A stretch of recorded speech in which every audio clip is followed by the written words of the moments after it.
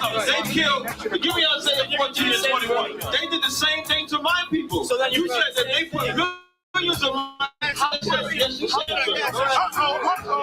Should a murderer go to jail for murdering? Absolutely. Should a thief go to jail when he steals? Absolutely. Should a robber pay back the money he robbed? Absolutely. So why shouldn't the white man pay for what he did? That's right.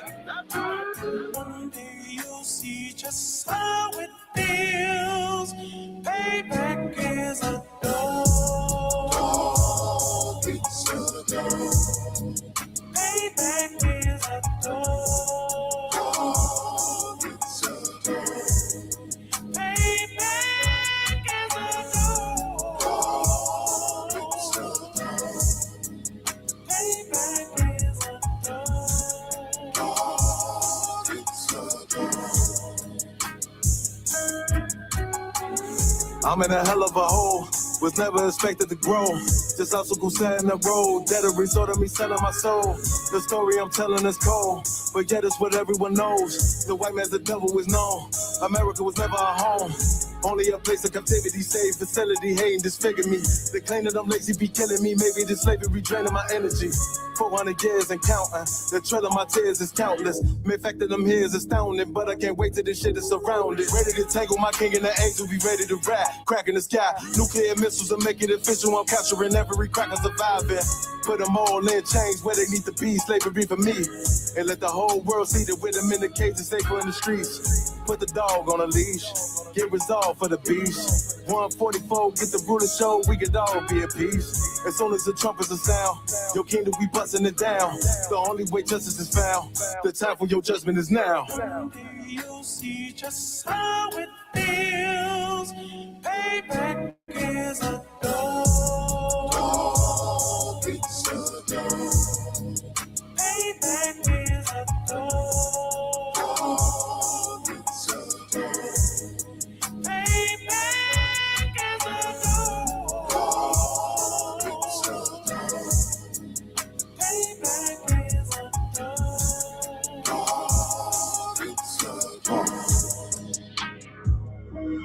Look, ain't no remorse in my blood slump. It won't be no compromise. Now it's time to feed the worms. Watch his body turn to flies. I clutch iron while you trust the lies. The next Glock I buy gon' be Gen 5. I get it customized.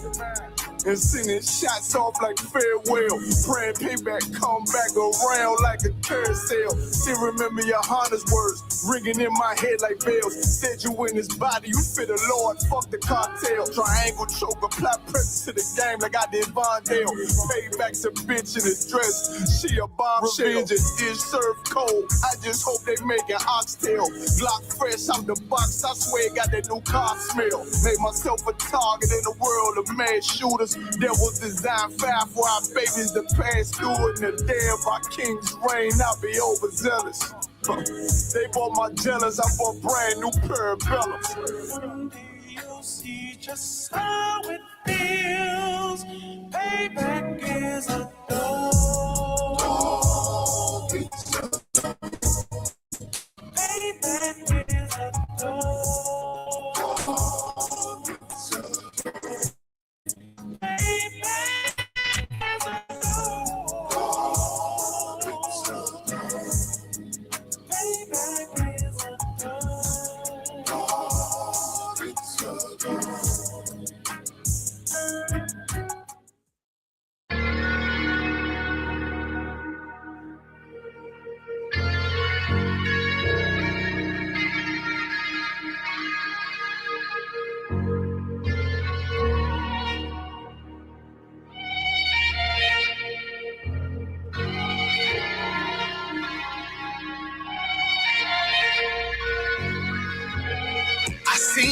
Turn to hell, I gotta stay alive. Lord have mercy on my soul, stand by my side. I killed the old man, and I watched him die.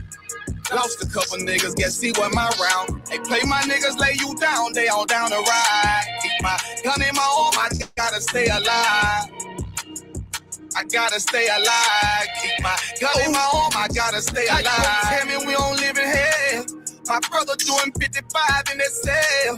Nigga claiming he your round here spin shell. Same nigga you put on to hit the stand and tell. How the fuck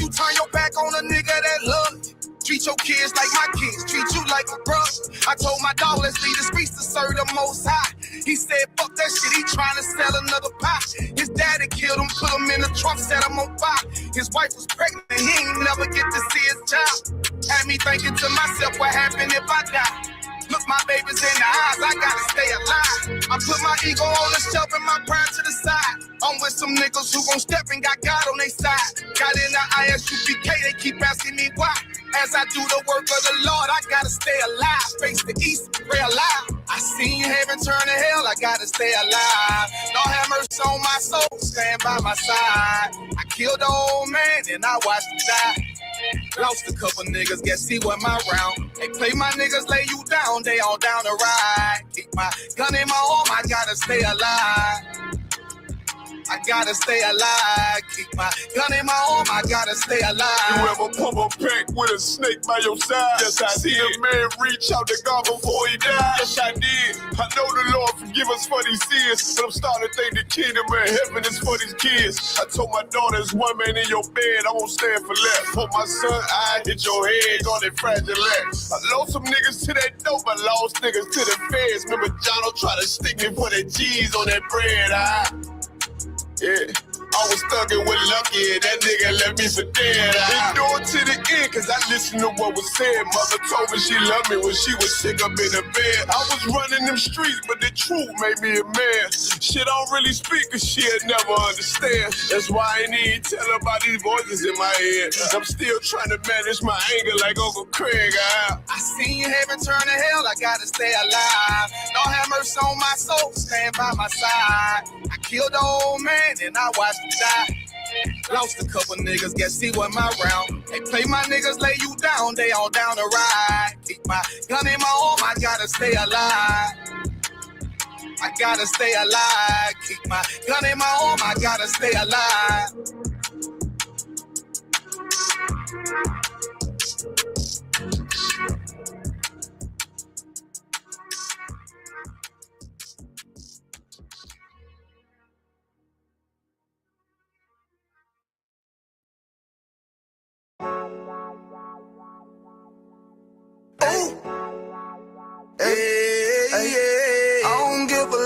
Fuck what them bitches gotta say. I'm a West nigga till they put me in the grave. I don't give a love fuck what them niggas gotta say. I'm a West nigga till they put me in the grave. I don't care about what they say. Hey.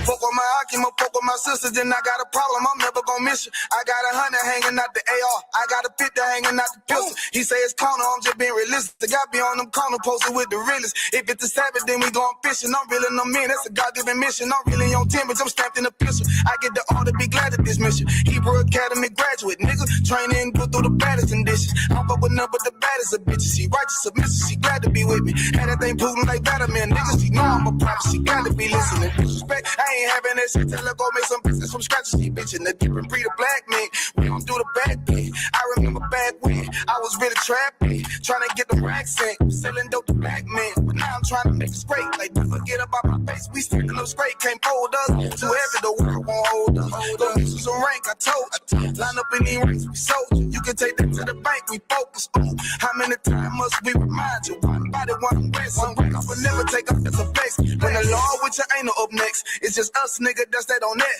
All that weak shit, that ain't no threat. Say you won't beat, bitch, with that ain't no sweat. We with all that. The Lord called a nigga out the world. I responded and called back. Oh Lord. And everything that they stole from us, fuck that shit. We want all that. Them niggas snitching and they act like bitches. That's why we unaffiliated with them. They killing women and they fuck with sisters. That's why we unaffiliated with them. They telling lies, switching up the doctrine. That's why we unaffiliated with them. They ain't gon' ride until they die, so that's why we unaffiliated with them. Come on the commanding general, your honor, we unaffiliated with them. They tongue and they say they keep that shit 100, we unaffiliated with them. They telling lies, switching up the doctrine, that's why we unaffiliated with them. They ain't gon' ride until they die, so that's why we unaffiliated with them. We unaffiliated with them. I cannot fuck around with fake niggas. We taking ground when we in your city. You better have the women, have the liquor. Keep that bitch on me, please don't but the same. Don't be a fool and be another victim. Say you a goon, you just another Christian. How you my brother, you ain't in here with me. in the gutter, deep down in the trenches. We with them niggas locked up in the prison. Fucking Hispanic, Native American, Indian, we ain't just talking shit, but we living in it. We be everywhere, you can't miss it. And we be fresh as hell, take a picture. And we special now with the scriptures. Play, we gon' script them, yeah, we some killers. These niggas tripping, they mind blown. But business, forgive me if I'm wrong. I don't get it pause when niggas say that they be looking for niggas to slide on. The slide that I know about is when I send with the dope with the slide. For real, I get the order, you know that it's slaughter. See me and my niggas gon' die. Kill. The bigger the better for kingdom of heaven. You niggas get wet up by me cause I'm fed up. I rep UPK. My niggas won't let up. Got choppers, got nines, AKs, Berettas. You say you don't like me, you say you won't fight with me and my nigga like bitch or whatever. You say you don't like me, you say you won't fight with me and my nigga like them niggas snitching and they act like bitches. That's why we unaffiliated with them. They killing women and they fuck with sisters. That's why we unaffiliated with them. They telling lies, switching up the doctrine. That's why we unaffiliated with them. They ain't gon' ride until they die, so that's why we unaffiliated with them. Come on the command and general, your hunter, we unaffiliated with them. Like they tongue and they say they keep that shit 100, we unaffiliated with them. They telling lies, switching up the doctrine. That's why we unaffiliated with them. They ain't gon' ride until they die, so that's why we unaffiliated with them. Yeah. See, they always ask us like, why y'all fuck with such and such? Why y'all won't come together with such and such? I be like, we unaffiliated with them. You understand me? Like, niggas be out here on some weirdo shit. And to be honest, that's why we unaffiliated with them. Hey. That's why we unaffiliated with them. Yeah. Oh.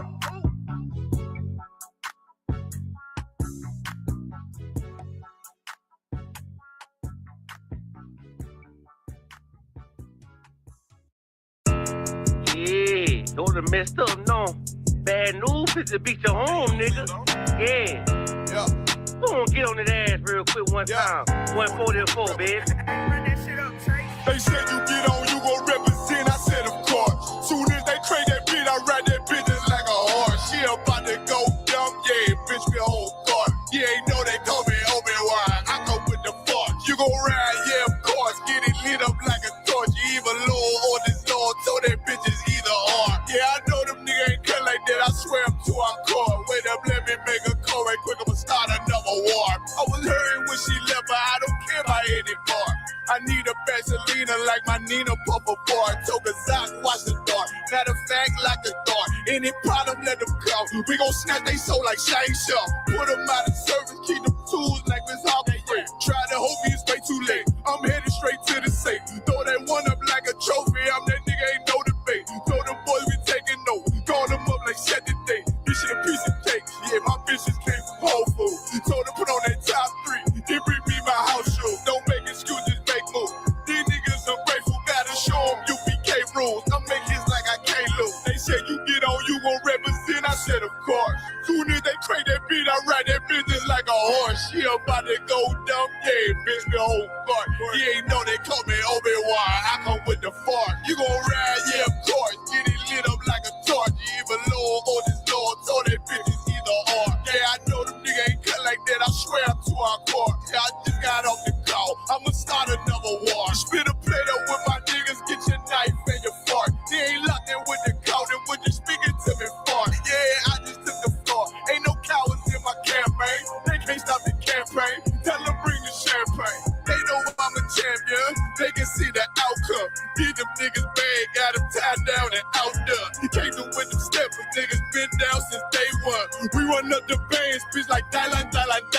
They say you get on, you gon' represent. I said, of course. Soon as they trade that beat, I read that bitch just like a horse. Yeah, about to go dumb, yeah, bitch, we whole start. You ain't know they call me Obi-Wan. I come with the force. You gon' ride, yeah, of course. Get it lit up like a torch. You either low or this low, so that bitch is either or. I told you niggas, you ain't cut like that. I swear I'm too hardcore. And I just made it call. We gon' start another war. Yeah.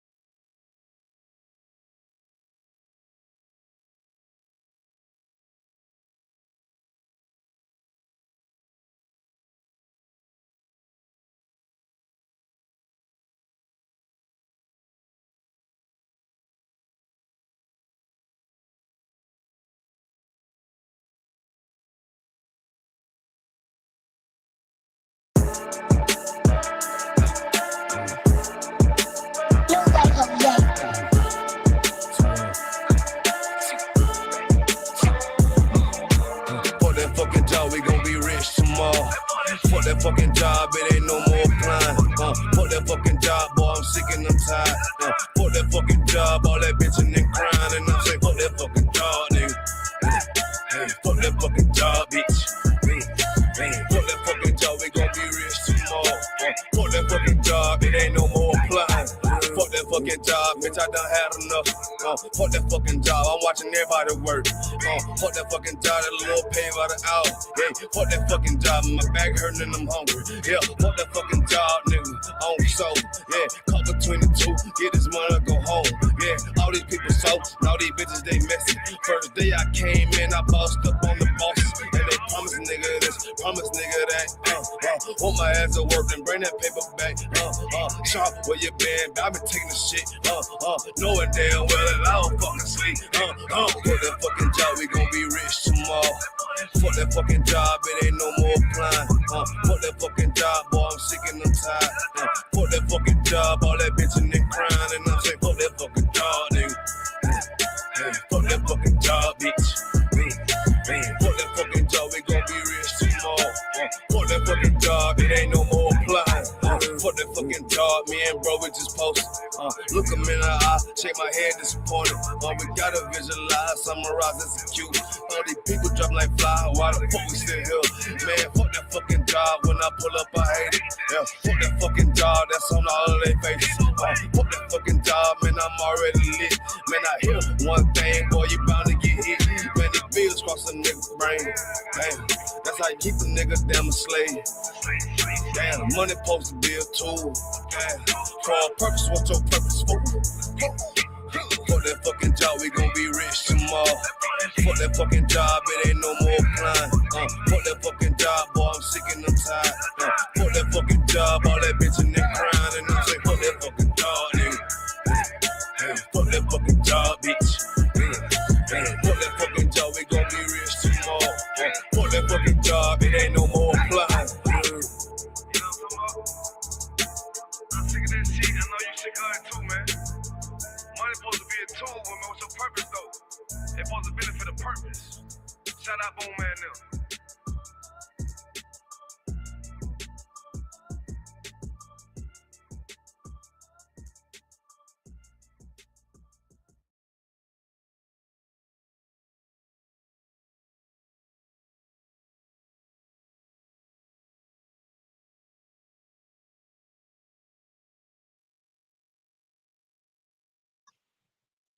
All right, Shalom Israel. This is the ISUPK store out of 1 West, 125th Street, Harlem, New York, under Commanding General Yohana. This is Thursday night scripture breakdown class, right?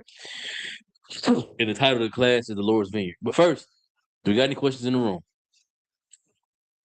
No. If you have any questions online, feel free to post them online. I answer all questions. Go ahead. Salaki. Where's pants in the Bible? Pants. What do you mean? Like regular pants. Pants? Pants mentioned in the Bible, like straight up pants. No, you have breeches. I believe breeches is in there. Hold on.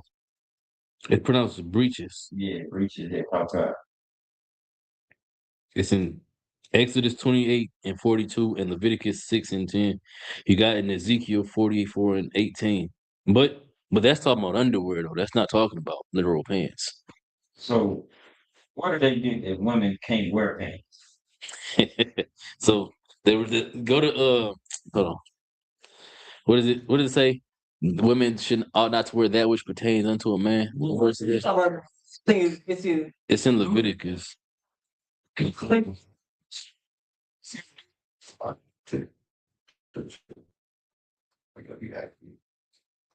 It's Deuteronomy 22 and 5.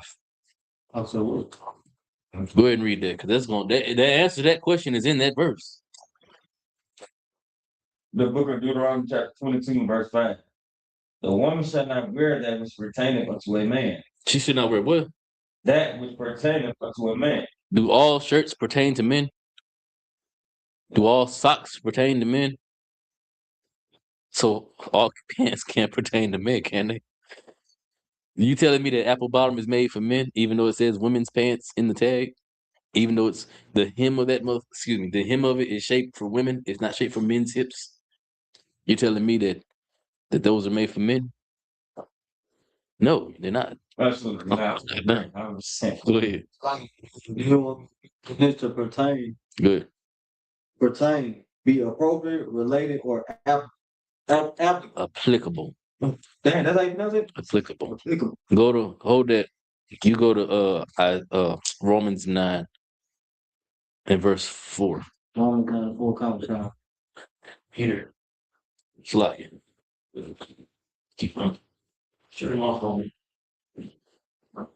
Come on. I got it right here. Go ahead, read it. This is the book of Romans, chapter 9 and verse 4. Who are Israelites? To whom pertaineth, To whom the what? pertaineth, Now, what did we just get? That word pertain, it means applicable, which whatever you're about to read now is applicable to who? slugging. Who are Israelites? To whom pertaineth the adoption, The adoption pertains to the Israelites, means it's applicable only to the Israelites. Keep going. concur, and the glory, Mm-hmm. and the covenant, Yep. and the giving of the law, Right. and the service of God. All of it pertains to the children of God, the children of Israel, who are the Most High God's chosen people. Right. Come on. But yeah, that's what the word pertain means. You know what I'm saying? Good. I was like, I was asking because I was telling my brother how that garments is how what Christ wore, right? Mm-hmm. And I showed him a picture. He was like, well, where his pants in the Bible? Like, The Bible don't say nothing about pants. yeah, no, but you know how we wear garments, we have pants. Under our garment. Yeah. So if you remove the pants, that means that people were wearing what under their garments? Underwear. Under the garment. That's why you know that you don't put fringes on a t-shirt. Because why? A t-shirt is underwear. It's not a garment. You know what I'm saying? You're cutting a lot of people when we talk about this. You know what I'm saying? Yeah, it's I was like, dang, what did we wear? We wore underwear. Or just- Breeches. So when I say underwear, don't think like tidy whities, right? We're thinking of like shorts, like basketball shorts. Yeah. Imagine that, but baggy and made of linen instead of like polyester and shit. So You know what I'm saying? most part was shorts. Because I know shorts is in there. Mhm. Because it said you gotta be covered from your thigh to something. I forget the exact scripture, but it says we have to wear them. So it was talking about shorts. I'm like, what were pants? Yeah, shorts are just pants. Shorts are just long pants. But when it talks about shorts though, it's talking about breeches, and breeches are underwear. Okay. Mm-hmm. So in them days, we definitely wasn't wearing pants though. No, you'd be hard pressed on showing me somebody in Israel that was wearing pants. I won't say we weren't, but you'd be hard pressed on us proving it because we wore garments. We wore priestly garments. The priests wore like robes, and then the regular civilian they wear their breeches, and then they wear their garment when it was time to put their garment on. You got to show me where they wore pants. It's proof that I think it's in the scripture where it said we wore shorts, but I know it don't say nothing about pants. Let me see. Yeah, Exodus 28 and 42 is what I was referring to. Good. The book of Exodus chapter 28, verse 42. And thou shalt make them linen breeches to cover their nakedness from the loins even unto the thighs they shall reach. Yeah, those are shorts. Okay. So that's the same. So again, like I said, it's now there is a time frame where you could argue that they probably did have pants though. So during the time of the because even then the Maccabees they weren't wearing pants. You can't prove that they were wearing pants. I'll say because all archaeology shows them wearing excuse my language, shows them wearing skirts and stuff. The Romans and the Greeks. So you kind of almost have to just say we weren't wearing pants. You can't prove that we were wearing pants, but I can prove that we wore shorts. I don't know how big of a difference that makes, but but so the breeches that we wore, women had their own version of breeches as well. You're not gonna tell me they was out here free balling, okay? Because you know that they weren't because Israel is a very clean people. You have that all throughout the law, especially in Deuteronomy. Talk about the cleanliness. I'm sorry, Numbers 6, where we talk about the Nazarite vow. You think the Nazarites was the only people being clean? The men were being clean like that? The Nazarite vow, part of the Nazarite vow means you have to wash and clean your hair every day. It's part of the Nazarite vow. So you telling me that only the brothers was doing that? Even though, you know what I'm saying, we think of people who don't clean themselves, we think of white supremacy. We think white people, they don't clean themselves daily. You telling me that you believe that black women weren't cleaning themselves daily? I don't believe it. Sorry, I just can't believe that. Okay. But that's your question, though? And the boy. So I just gotta say, Good. we cannot prove that we were wearing pants. But there's nothing that says it's they're unlawful in any way. Yeah, what made you ask that? You said your partner, the slave, was talking about it. Pants. Yeah. What exactly did he want to know? Like, why he want you to prove that they were pants in the Bible? No. He didn't want me. He was like, he's asking was pants in the Bible. I mean, no, but I mean, why? Why does he want to know that? Because we had our garments on, and I was explaining the paps, this and the third, and he was looking at the whole thing like, "You got pants on? Is pants in the Bible too?" He wasn't trying to cut me or nothing like that. Bro, like what? So that's that white people logic right there. Like so because it don't say nothing about pants, we shouldn't wear pants. What he's saying? Is that what he thinks? Nah, that wasn't what he think. He was just asking, being curious, you know. Well, most high Christ, I'm glad that you explained to him that we can't wear pants, right? Yeah. And he wasn't one of them brothers that think that women can't wear pants. They're like, I'm not even sure if you ever heard that concept. I hope not, because that's some bull crap. IUIC and the rest of the fake Israelites teach that women can't wear pants. Yeah, come on. So I was just wondering. So I ain't never seen it. No, you right. Go ahead. All right, so like, I got a two-part question. The first question is, you know what I'm saying, Exodus 23:8, because I surely forgot to ask about this. Like, what does it mean when it say, thou shalt take no gift, for the gift blinded the wise? So is it telling us like we can't accept any? No, go to Ecclesiastes chapter 7 and verse 7. Kanakia. Go to Ecclesiastes chapter 7 and 7. I want you to read that again. Go ahead, read it. Come on. This book of Exodus chapter 23 and verse 8. And thou shalt take no gift, for the gift blinded the wise and perverted the words of the righteous. Now you go ahead and read that. Come on. Ecclesiastes 7 and 7. Surely oppression maketh a wise man mad, and a gift destroyeth the heart. The gift destroyeth the heart. If you want to explain the gift destroying the heart, this is an excellent precept to go to. Read it again. Kabash one. Come. The book of Exodus chapter 23 and verse 8. And thou shalt take no gift, for the gift blinded the wise and perverted the words of the righteous. You see? But if you read the beginning of Ecclesiastes chapter 7 verse 7, it says, surely oppression make a wise man mad. And then it automatically jumps straight to a gift destroying the heart, because the oppressor is going to give you the gift and it's going to destroy your wisdom. It's going to make your heart weak. It's going to make your spirit weak. You ain't going to want to fight no more. You're going to make excuses for why you should be allowed to be oppressed. So then when you read that verse again, it says, and thou shalt take no gift. It's not talking about just any gift, period. It's talking about a gift from the oppressors. This is during the time of Exodus. This is while we were in Egypt. You know what I'm saying? Matter of fact, let me see. No, I don't even say it up there. But you know this is the book of Exodus, so it's us either in Egypt or coming out of Egypt. You know what I'm saying? And we was in Egypt, we was being oppressed by the Egyptians. And by being oppressed by the Egyptians, who wouldn't give us a gift in no ways. But even if they did try to give us a gift to seduce us to coming back into captivity, into slavery, to keep building their empire, we're not supposed to take it. Come. You know what I'm saying? Donald Trump offered us the stimulus checks and stuff like that, and it was cool. You know, it was nice to get. But that don't mean that we love you. That don't mean that he's an honorary nigga now. Like, what's my man? Bill Clinton, because he got head in the Oval Office. Niggas made him an honorary. Y'all remember that? Y'all know about this? Yeah, come. Yeah, they made him an honorary nigga. Now Bill Clinton is the first black president because he got head in the Oval Office. That's nonsense. But a gift destroyed the heart. Come. You know what I'm saying? Read it again. The book of Exodus chapter 23 and verse 8. And thou shalt take no gift, for the gift blinded the wise. It blinds the wise. It destroys your wisdom, man. You can't see the truth of what it is, of what things are and what's going on, because you blinded by this gift that they gave you. So what? He burned my house down. So what? He locked me in the basement. So what? He don't let me sit on the couch, but maybe an hour every week and watch TV to see the news, watch anything but the news for 5 minutes, and then put me back in the cellar. So what? I don't eat pork, shrimp, crab, and lobster, but he forced me to eat hot dogs and beanie weenies. You know what I'm saying? Okay. You'll make excuses for that. Your wisdom will go away because he gave you a gift that's better than your oppression. He gave you a slight bit of respite from your oppression.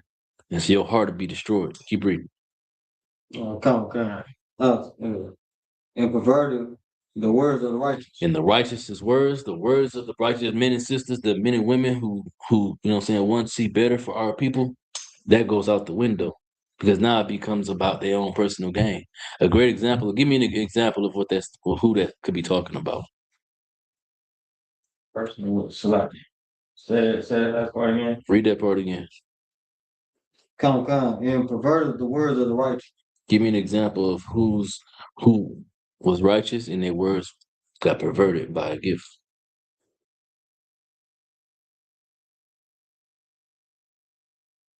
Whose words was righteous, but they got perverted by a gift. In Black history, it's a lot of. So like, Good. this is more like more recent, but like Kodak Black. I remember I really wasn't messing. No, look, not Kodak Black. Just hear me out.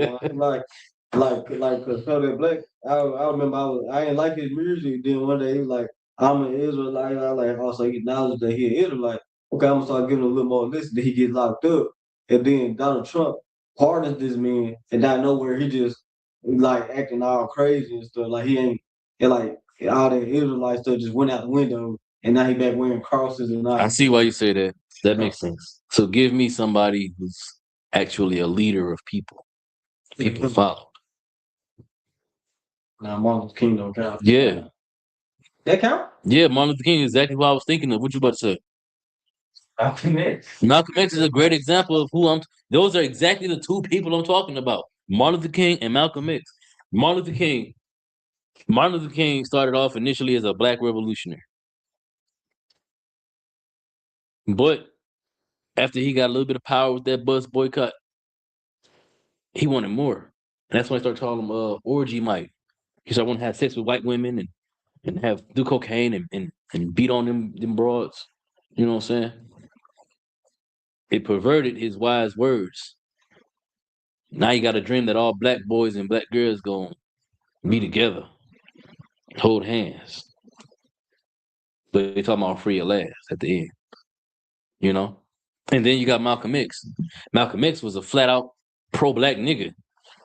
And then where he go? He went to Africa. And because he went to Africa, he come back loving the white man. Almost, man. What is that? But that's what was happening. Yes. Their words was perverted by the gift that they was given. I don't know what gift Malcolm got. I ain't gonna hold you. But somebody said something to this man that made him feel comfortable to love white people all of a sudden. So he came back over here questioning Farrakhan. Talking about, well, over there, it's white Muslims. What do you mean it's white Muslims? Nigga, you ain't supposed to be Muslim. How about that? You know what I'm saying? But yeah, that's a great precept to pull for Ecclesiastes chapter 7 and verse 7 to break down what Ecclesiastes chapter 7 and verse 7 mean. It's all right there. Come out the water. And the bar. And then my second question was the scripture right after that. Go ahead, read it. This is the book of Exodus chapter 23 and verse 9. Also, thou shalt not oppress a stranger. So who would the stranger be? Keep reading. Come. For ye know the heart of the stranger, seeing ye were strangers in the land of Egypt. So what does that mean? I don't know. But when I first read it, I was assuming it's like, I'm assuming just because a brother might be like from Mexico or like from like Jamaica, the UK, you can't just like they come over here, they meet you, you can't just so this how thing gonna go. We're gonna go my way because you in my section now. That's how I was looking at it, but I wasn't sure that's right. Exactly what it means. That's exactly what it's talking about. We're not allowed to oppress one another. Give me that in what's your name? Kanaki, give me Leviticus chapter 25 and verse 35. Or is it 35 and 25? It's one of them two. I think it's 25 and 35 though. Yeah, it's 25 and verse 35. So, yeah. Good. Leviticus chapter 25, verse 35. And if thy brother be waxing poor, If your brother is poor, keep going. and falling in decay with thee, Mm-hmm. then thou shalt relieve him. Right. Yea, though he be a stranger or a sojourner, that he may live with thee. He could be a stranger or a sojourner. So the same stranger that's in Leviticus 25 is the exact same stranger in Exodus that you were just reading in 23 and 9. Right? It's the exact same stranger because our people, we're not allowed to oppress one another. We can't oppress one another. Why can't we oppress one another? Go back to Exodus 23 and 9. Because we know what it's like to be oppressed in a strange land by a strange people. 23 and 9. Is that what he read? Exodus 23 and 9? Yeah.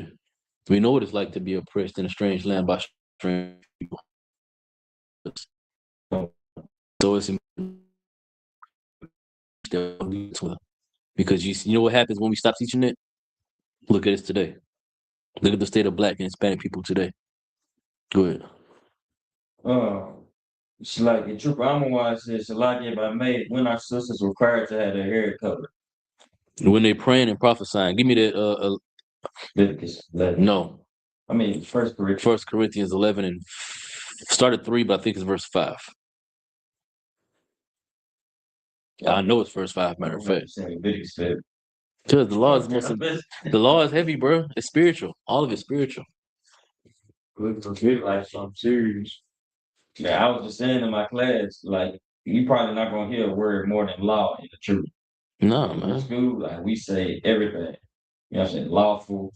We say Yeah. law every day. You got to, bro, because that's what governs who we are. Our whole morality, our moral compass, our sense of brotherhood, it's all dictated by the law.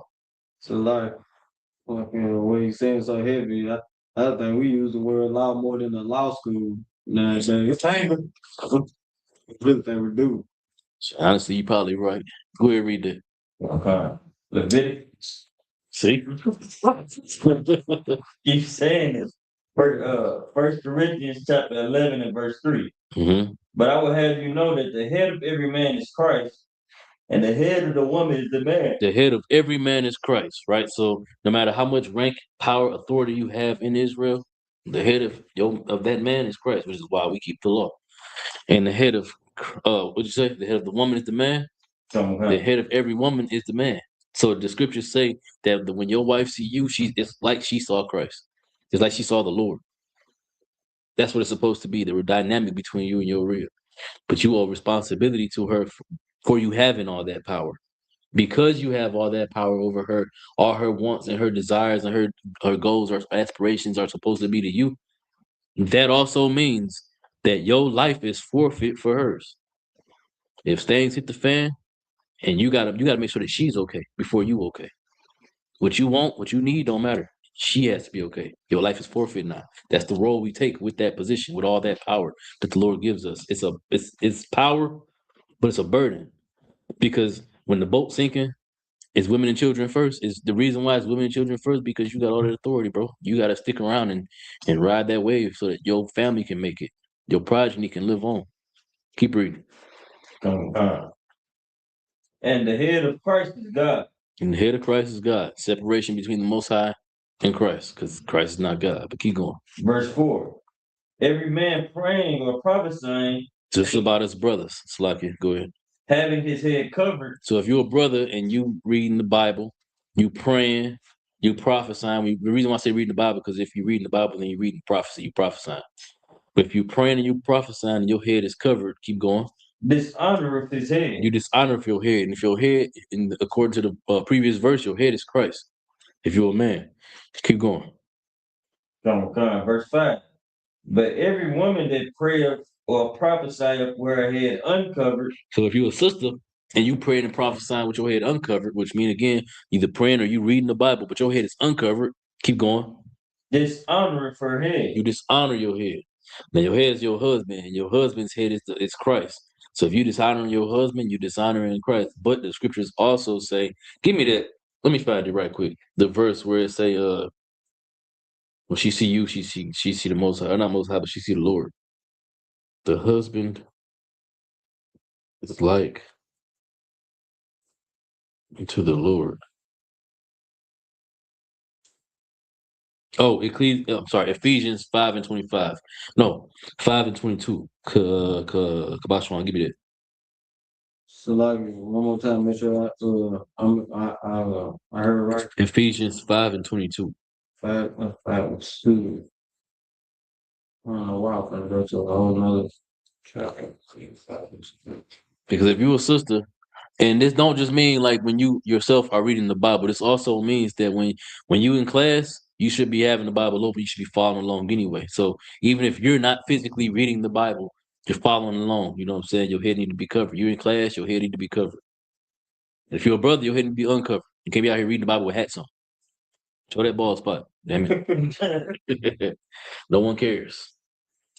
You got it? So like I'm getting it right now. Ephesians chapter 5 and verse 22. My task to it, I got to squint to catch them. I'm gonna use my phone if I could about the shot.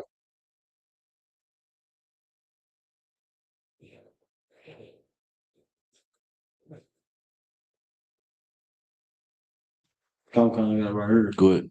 This book of Ephesians chapter 5, verse 2. 22. Oh, it's like 22. This book of Ephesians chapter 5, verse 22. Wives, submit yourselves unto your own husbands, as unto the Lord. You're supposed to submit yourself to your husband as unto the Lord. So if you're a sister and your husband is telling you that your head need to be covered, he's telling you this. Why? Because he's trying to tell you how to serve the Lord. Keep reading. Verse 23. For the husband is the head of the wife, even as Christ is the head of the church. So just like Christ is the head of all of us, your husband is your head, sis. So when he tell you to cover your head needs to be covered. Why is he telling you cover your head? It ain't to oppress you. Because in the UPK, now I ask UPK to command you in how we don't believe in oppressing women. We don't do that. But your head will be covered if you're in class. Even if you're not physically in the classroom. If we're studying the Bible, your head is to be covered. If you're a brother, your head is to be uncovered because you bring dishonor to the Most High ultimately by you doing that. You're dishonoring Christ's sacrifice by you not doing that or by you doing that. Is that it? Yeah, that was it. But yeah, so I hope that answers your question, brother. This gonna be a short class, but we're gonna get through it. Let's go to Isaiah. Oh wait, before we do that, I wanted to break something down, didn't I? The Star of Remphan. Give me Acts. What is that? The Star of Remphan.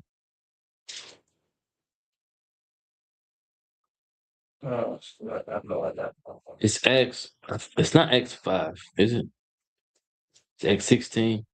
It's Acts 7. Give me Acts 7 and 42.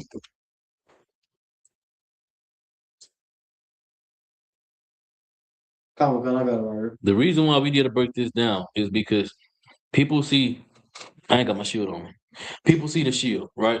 It's right there. It's right there. It's right there. People see the shield of David, right? And they say, "Oh, y'all wearing the Star of Remphan and worshiping Saturn and Satan." When all of that they get is outside the Bible, nowhere in the text do you see that explained anywhere that the shield of David is the Star of Remphan, right? How do you know? Firstly, before you even start reading this, how do you know that the shield of David is not the Star of Remphan?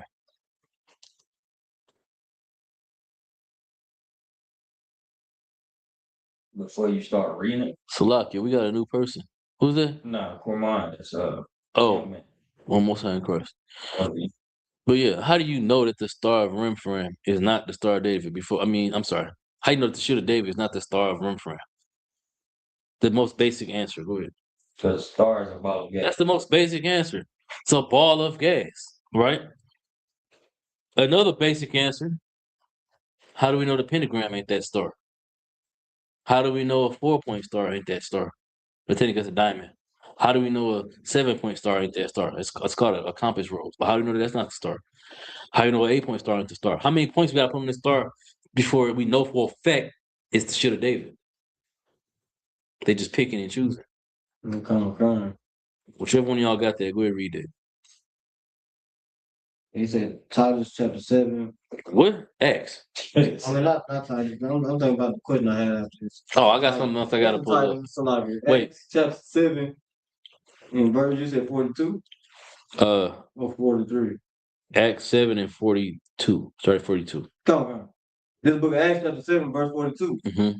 Then God turned and gave them up to worship the host of heaven, as it is written in the book of the prophet. Mm-hmm. O ye, house of Israel, have ye offered to me slain beasts and sacrifices? So now we got the children of Israel offering the Most High idols. Is what this is. Is not infidelity. What's the word?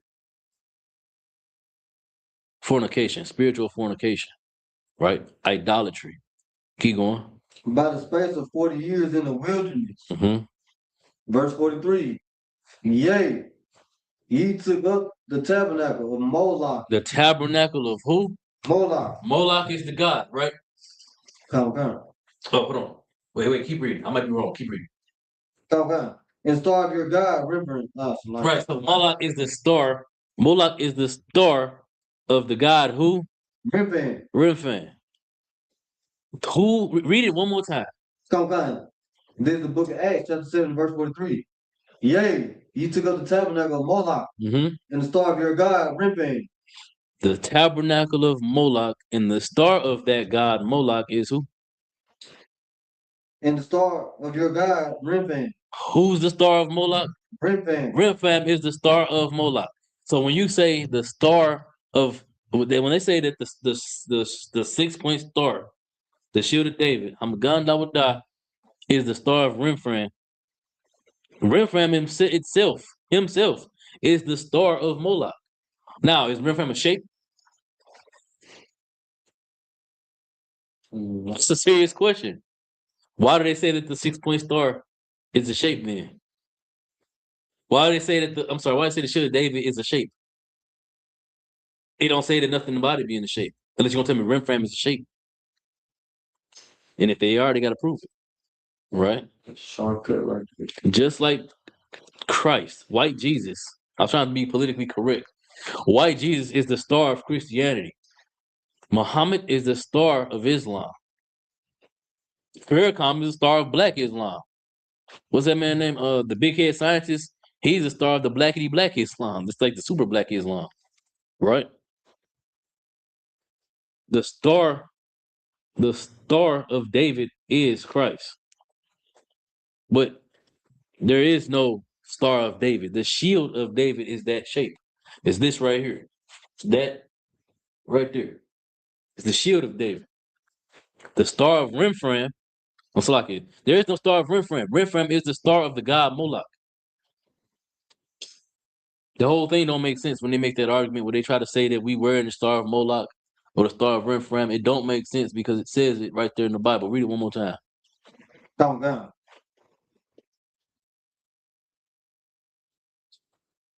This is the book of Acts, chapter 7, and verse 43. Mm-hmm. Yea, ye took up the tabernacle of Moloch, and the star of your God, Remphan. The star of your God, Remphan.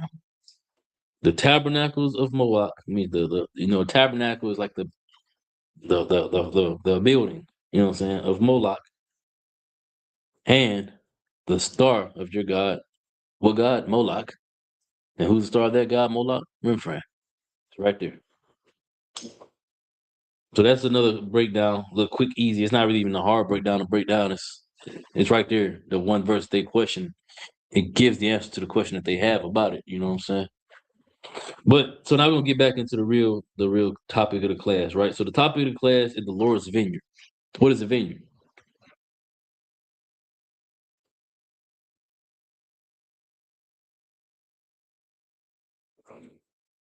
Like a garden. Yeah, it's a garden, right? It's you take care of it, you prune it. You know what I'm saying? You plant in it, you raise it up, and then you produce yield from it, right? The Lord has a vineyard. What is the Lord's vineyard?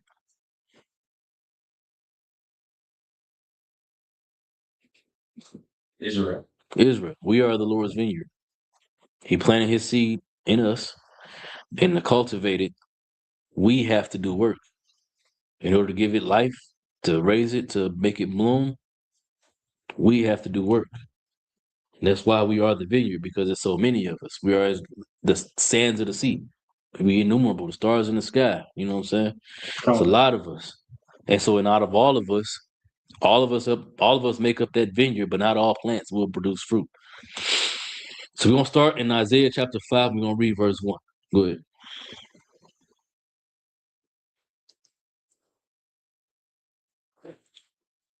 It's like I didn't even tell y'all to read it. I'll go to it. My bad. It's my fault. But yeah, we in Isaiah chapter 5, verse 1. It's gonna be a short little class. I ain't gonna break down the whole entire chapter because the point really remains the same, but we'll learn. Come on, I got the word. Go ahead. This is the book of Isaiah, chapter 5, verse 1. Mm-hmm. Now will I sing to my well-beloved a song of my beloved touching his vineyard. So it's like it said, now will I sing to my well-beloved a song of my beloved touching his vineyard, right? So this is about Isaiah talking about he's going to sing a song to his well-beloved. Who is Isaiah's well-beloved?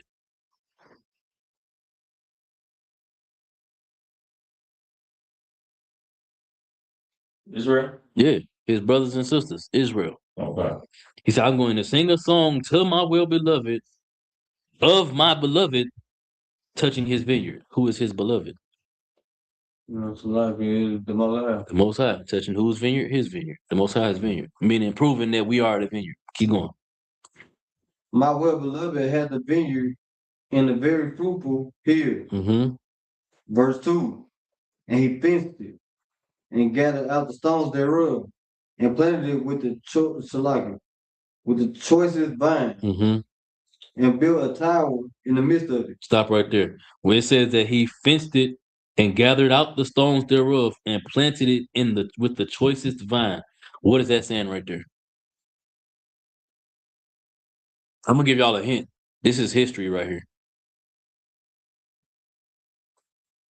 And just talking about how he chose Israel to have the covenant. Past that. Keep going. Is it Moses when he gave us the law and song? Past that. Yeah. So this is talking about when he set us up in Jerusalem. This is during the time of Joshua, what he's describing now. We done went through everything, and we remember we had to go to war with all the heathen and then slaughter all of them that was around us to get rid of them. So that's what he's talking about. He fenced us in and gathered out the stones thereof. The stones are those heathens. Got them out of there. And then planted it with the choicest vine. I mean, we were living in the land of milk and honey with the choicest vine, the best vines. Right? Keep reading. It's called God. And built a tower in the midst of it. What is the tower? Tower will be true, right? There you go. Oh, look at you. I see you. All right, keep going. Wait, do you understand why it's the truth? Do you understand why it's the truth? Tower? Mm-hmm. He built a tower in the midst of it, in the midst of the vineyard. Wow. Because it watches over us. No, it's not like corny. It's not bad corny. It ain't like that. But he built a tower in the midst of it. Why do you think? What's that tower? Okay. So Why do you think the tower is the truth? Rather, you're right. It is the truth. But why do you think it's the truth? like by being tower, the tower do stand tall. So it's like, and it said in the midst of it. So it's just saying that the truth stand above all, or something like that. It's just saying something like that, like somewhere in the area. That's a roundabout way to say what it is. But the reason why it's saying that the tower, why the tower is the truth, is because if you got a whole nation of people that you just walked out of Egypt for, how many days? 40 days? No, it was 40 years. 40 years in the wilderness. A walk that could have took 11 days, and they was all disobedient. Now we got to institute them obedience among them people, right? We got to get them in the land. They're gonna go into the land. But now we got to teach them how to serve me. Because the generation that we made the law, that the Lord made the covenant with, died all out in the wilderness. Only ones that made it was Joshua and Caleb. All the rest of them died. So now they got to build a school, a tower, and teach the truth. Right? It's going to help you with the next verse. Or the rest of the verse. Keep reading. Come. And also made a winepress therein. Mm-hmm. And he looked that it should bring forth grapes, and it brought forth wild grapes. What is the wine press?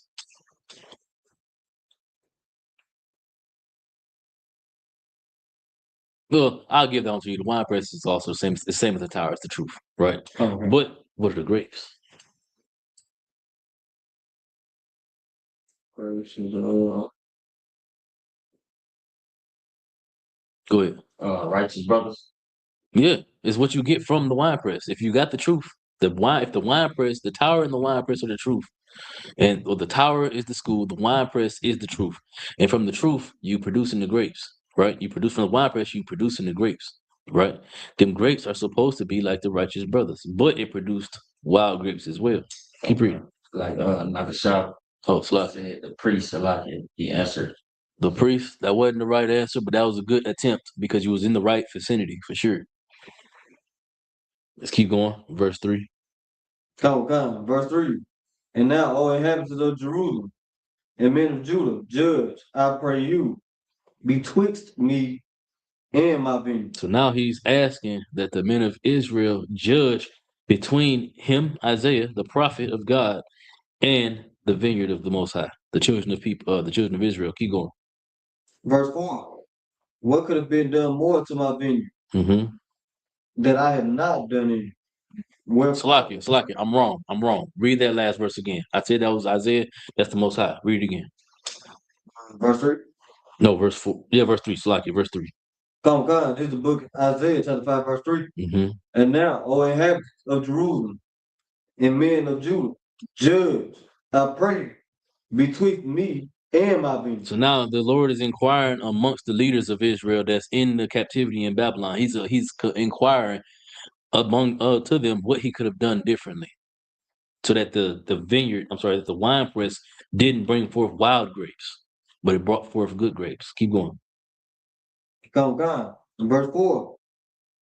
What could have been done more to my vineyard What more could he have? Oh, keep reading. that I have not done in it? What more could he have done? What better could the Lord have done than to put them in the land of milk and honey around the best vine, than to remove the heathen, to remove the stones, and then to have planted the truth inside of the nation of Israel as a tower, a monolith, you know what I'm saying, to govern our people. What more could he have done is what he's asking. That same question that he's asking right here is the exact same question he asks every single one of us that don't come into the truth. Every single one of us that's in the truth but don't stay in the truth. Every single one of us that's in the truth but do stuff in the dark. He asked the exact same question of all of us throughout all of time. What more could I have done? Keep going. Wherefore, when I look, that should bring forth grapes. Brought it forth wild grapes. What could I have done to change the fact that even though I gave you the truth, I gave you everything that you needed, you still was Israelites, but you ain't following me the way you're supposed to be following me. You wild grapes. You grapes, between you ain't good grapes, you wild grapes. Keep going. Verse 5. And now go to. I will tell you what I will do to my vineyard. Now we're about to get to the punishments, the curses in Deuteronomy. Again, like I said, all of this is history, right? Keep going. I will take away the hedge thereof, and it shall be eaten up. What is the hedge? Protection. The protection of the Lord, right? He won't allow us to be conquered, allow horrible things to happen to us. Why? Because we was wild grapes instead of being the good grapes that he intended for us to be. He cultivated us in a way that we were supposed to be able to be great. We're not supposed to be out here selling drugs. We're not supposed to be out here being gang members. We're not supposed to be out here being strippers, prostitutes, purveyors of prostitutes, sellers of prostitutes. We ain't supposed to be doing none of them things. We're supposed to be the most glorious people on the earth, following the Lord the way he told us to follow him, and not how we think we want to follow him. What we think will make us happy. We're not supposed to be doing that. But that's what we do. So the Lord's asking, what could I have done differently? I gave y'all everything. I slayed all y'all enemies before y'all. Y'all went to war, didn't lose nothing except for when y'all disobeyed me. And then the leader I put in place for y'all knew that y'all would disobey me, and he fixed it. What more else could I have done? Keep reading. Come. And break down the wall thereof, and it should be trodden down. Mm-hmm. Talking about us being destroyed as a nation, right? Keep going. Verse 6. And I will lay it waste. It shall not be pruned nor digged. Now, what is this talking about right here? This is way later. This talking about last day, right? No, before that. This is 70 AD. This is the fall of Jerusalem. When the Romans besieged it and burned it. That's what we're reading about right here. Read it again. Come on. This is the book of Isaiah chapter 5, verse 6. And I will lay it waste. It shall not be pruned, nor digged. But there shall come up briars and thorns. Now it said, I will lay it to waste, right?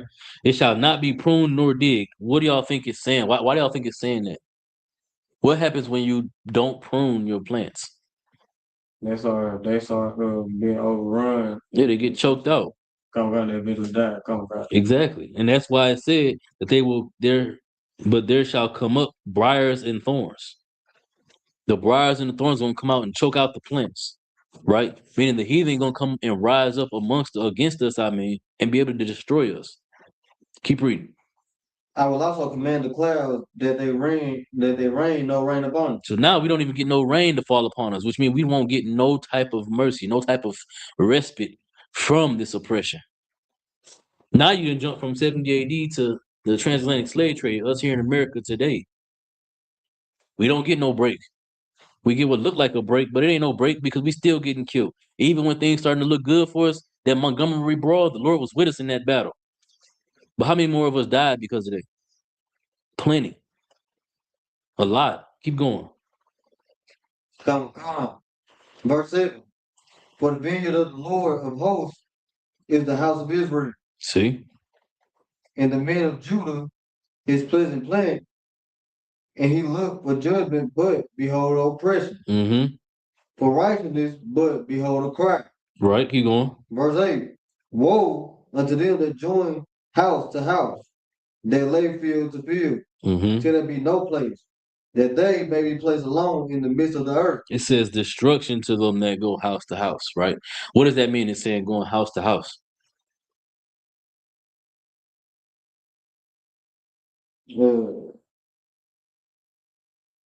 What does it mean in Isaiah chapter 5 and verse 7? So like in verse 8, where it says, woe unto them that join house to house, that lay field to field, till there be no place. Go ahead. It's like a trooper like yourself answer, go religion to religion. Give him a hand. That's the basic nutshell of what it means. Instead, it's like in the Garden of Eden when Adam and Eve they made themselves skirts of the remnants of the heathen, the bits of their religion to cover their iniquity. It's the exact same thing. We go from one belief system to another belief system, from house to house, from one field to another field, from one belief to another belief, until there ain't nothing left. Only thing that's gonna be at the end of that is what? Destruction. Because the Lord ain't with none of it. You covering yourself with the covering of all the heathen, but it ain't what the Lord had in plan for you. He gave us a culture. He gave us a way to live our life. So when we start believing in Satanism and celebrating Christmas and birthdays and Valentine's days and all that nonsense, or what have you, you feel me? What is that gonna come? What's gonna come of that? Destruction. Because the Lord ain't with it. And He gonna destroy it all anyway. Keep going. Come on. Verse 9. So you didn't want me Finish it if it's more slucky. come on, that they may be placed alone in the midst of the earth. Mm-hmm. Verse 9. In mine ears said the Lord of hosts, of a truth many houses shall be desolate, even great and fair, without inhabitant. Many houses shall be desolate. Many places where the truth is, it's gonna be desolate, man. Ain't nobody gonna be in there to learn these things. Keep going. Verse 10, yea, 10 acres of vineyard shall yield the bath. Shall yield one bath. Keep going. Come God, shall yield one bath. And the seed of a homer shall yield is that an ephah? One ephah. Ephah. What do y'all think that's saying right there? The vineyard gonna yield one bath. The whole vineyard, you're gonna get one bath.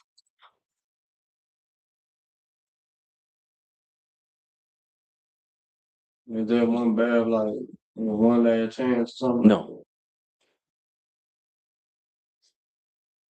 Out of the whole vineyard, what's the vineyard?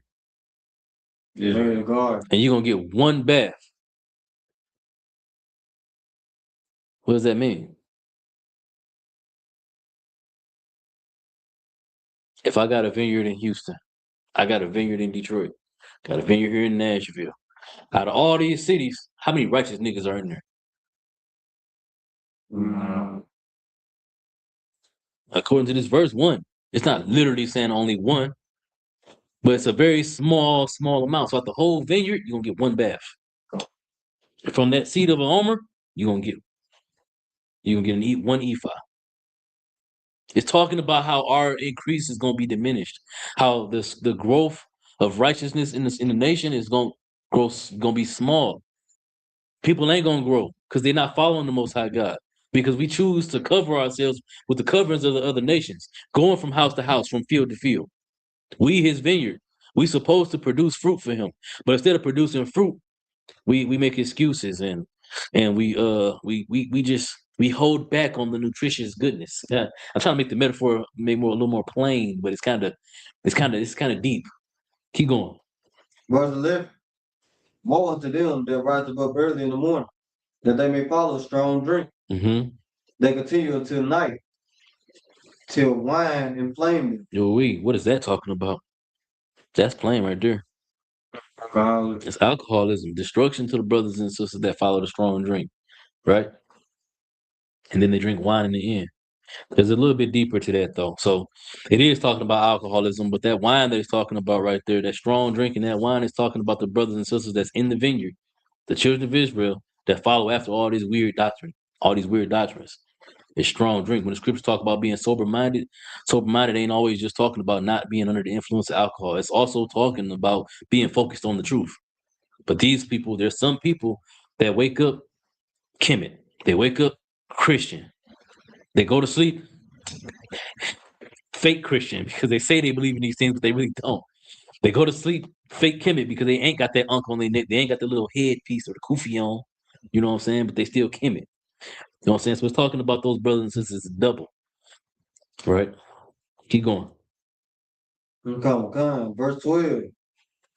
And the heart and the vial, the Tabaret. and pipe and wine are in their feasts, but they regard not the work of the Lord. Now that is plain. Y'all know what that is right there. That's your Christians right there. That's the church. It said they got the wood instruments, the harp, the viol, the tabaret, the pipe, and they got wine in their feasts. But they regard not the work of the Lord. Read the rest of that verse. Come. Neither consider the operation of his hand. And they don't consider what the Lord does in their lives. They talk about it, but they don't really consider how the Lord is showing them signs since day one. But they just been ignoring it because it's more fun to commit their sin. It's more fun to pretend to put on a show that we serve the Most High God, but really we don't. Really, we do what we want to do, and we make excuses for why we do it when we get found out. Keep going. Verse 13. Therefore, my people are gone into captivity. And this is why we in captivity. Right here. This right here is why. All of what we read, the Lord gave us everything: the sun, the moon, the stars. He removed the heathen from around us. We had the golden ticket. We had the way. All we had to do was just hold tight to what He instructed us to do, the covenant we made with Him. But instead, we chose oppression. By default, by dishonoring the covenant we made with the Lord, we chose oppression. We chose to suffer. Our women being unalive, babies being aborted, women being raped. We chose that when we chose not to serve the Most High God. Men being castrated, buck breaking. We chose all of that. The feminization of the black man, the destruction of the black and Hispanic household. All of those things we chose when we showed that we didn't want to be good fruit, good grapes. We want to be wild grapes. This is the end of it.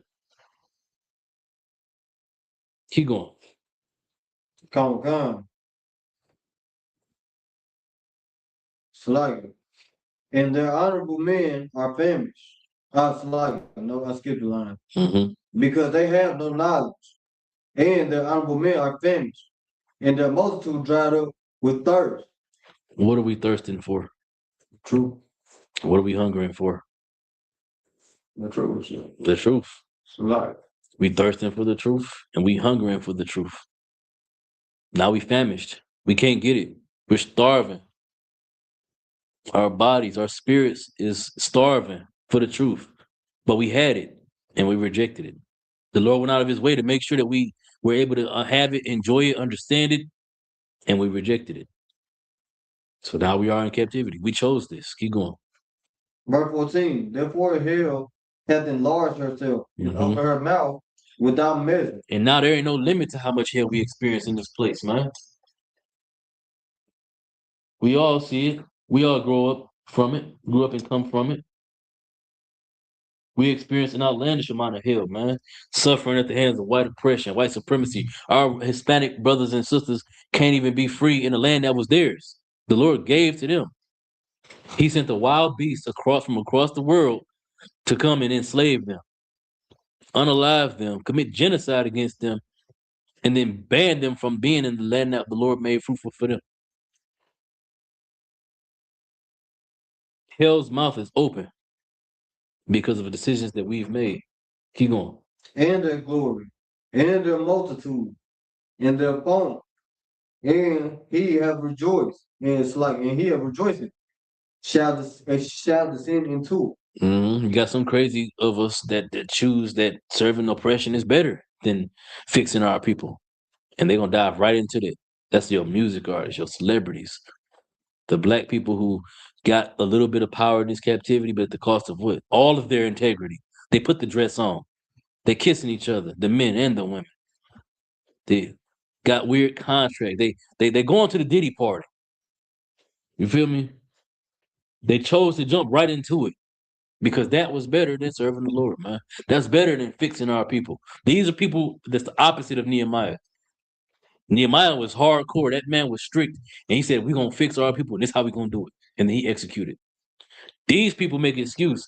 Well, ain't nothing, what is my work going to do? How is me doing this, that, and the third? What little bit of riches I got going to fix all of my people? I may as well just make sure me and my kids going to be straight. No, it's not the way. Because Stephen could have been like that. You know what? Stephen wouldn't have died. And we would have never got all of the rest of the brothers that joined the school after Stephen died. This truth wouldn't exist no more past that point. Because all them brothers that joined the school after Stephen played a huge role in making sure that these records survived. Keep going. Isaiah chapter 5, verse 15. And the mean man shall be brought down, and the mighty man shall be humble. And the eyes of the lofty shall be humble. Again, this is talking about your celebrities. Keep going. Verse 16, but the Lord of hosts shall be exalted in judgment, and God that is holy shall be sanctified in righteousness. And he's going to be sanctified in righteousness. So there's going to be a select of us who ain't rich and ain't wealthy, that ain't been in the knee. The Lord is going to be exalted in our righteousness. Everything that we do, the suffering that we endure in the school, being in the school, getting talked bad about, not getting chose first for everything, being, again, the butt of every joke, Power Rangers and all that nonsense that they say about us, that all brings the Lord glory. You can talk about them all you want to, but you can't say that they didn't obey me. You can't say that they breaking my laws. It brings glory to the Lord. Keep going. Verse 17, then shall the lambs feed after their manner, and the waste places of the fat ones shall strangers eat. Verse 18, woe unto them that draw iniquity with the cords of vanity, and sin as it were in the cart, so it's like as it were with a cart rope. As if it were with a cart rope. Right? So, woe unto them. Read that first part again. Woe unto them that draw iniquity with the cords of vanity. They draw iniquity with the cords of vanity. What do y'all think that means? That's talking about a specific group of people.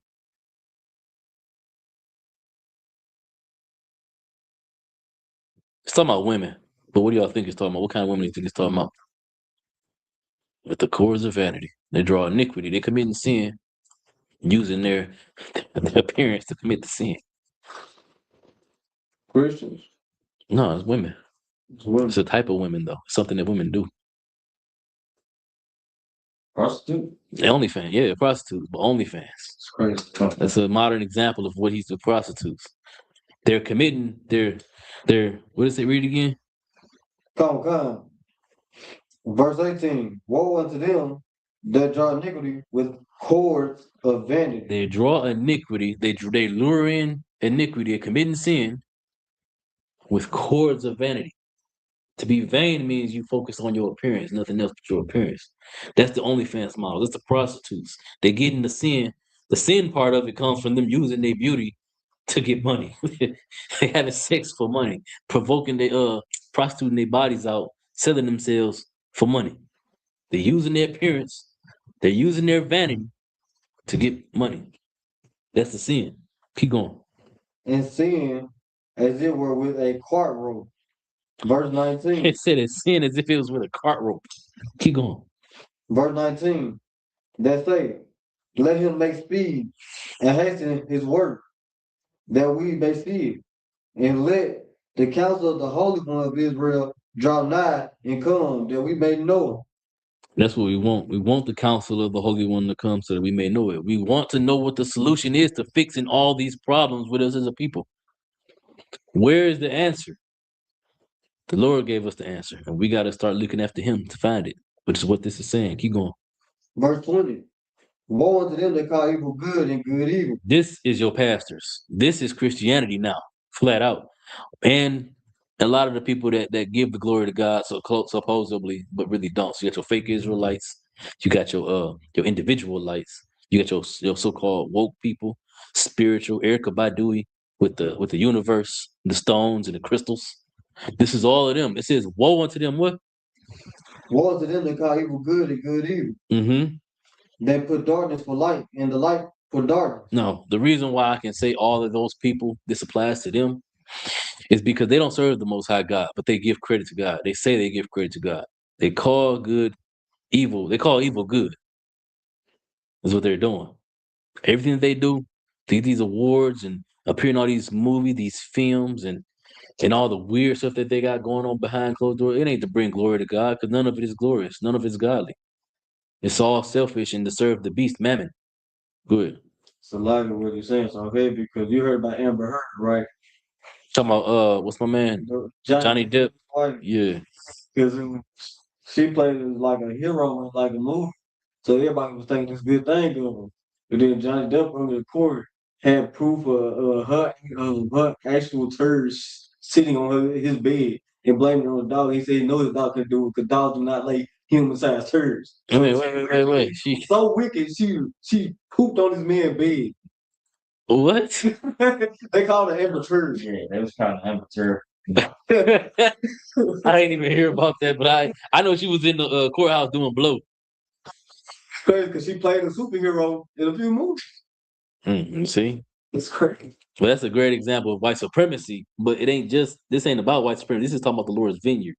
The Lord's Vineyard call evil good. They do evil and call it good. Keep going. Come on.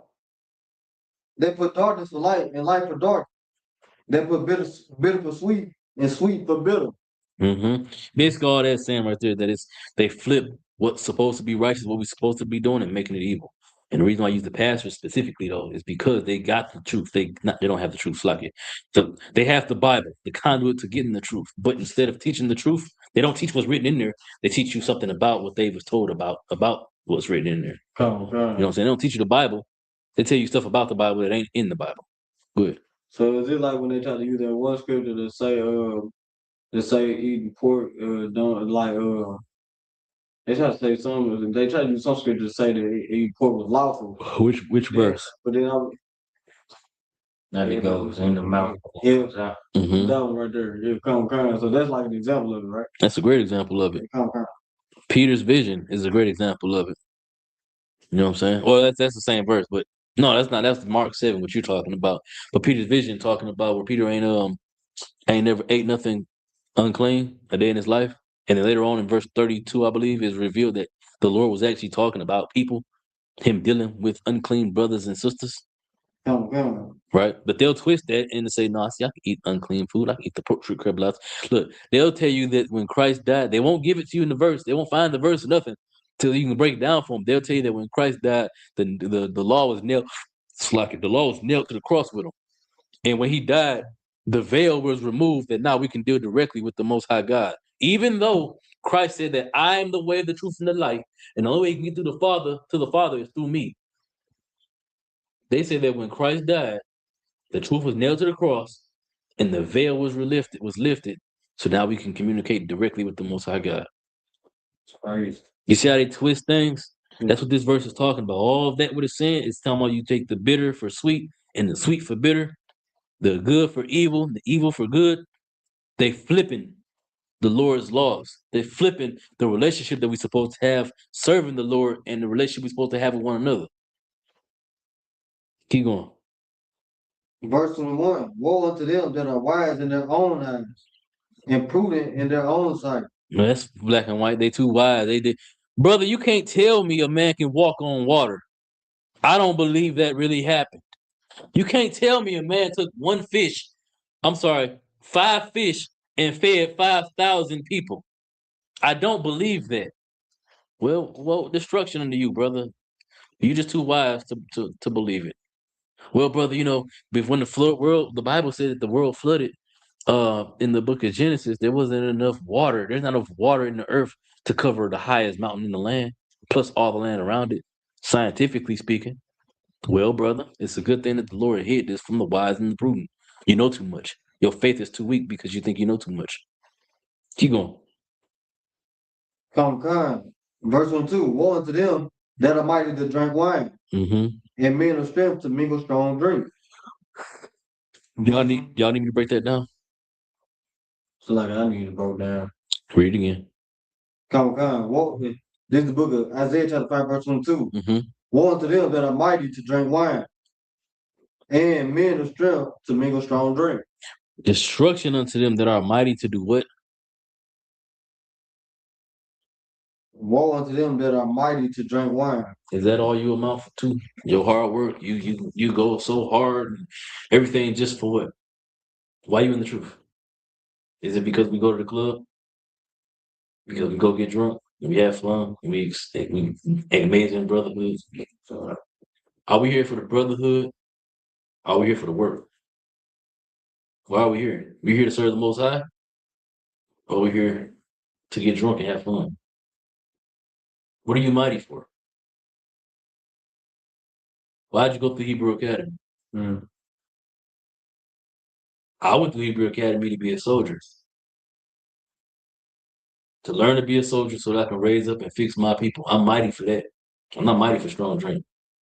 I enjoyed my brotherhood. Don't get me wrong. Brotherhood is the second most important thing next to serving the Most High, but I'm mighty for the Lord. Come. Keep going. Come.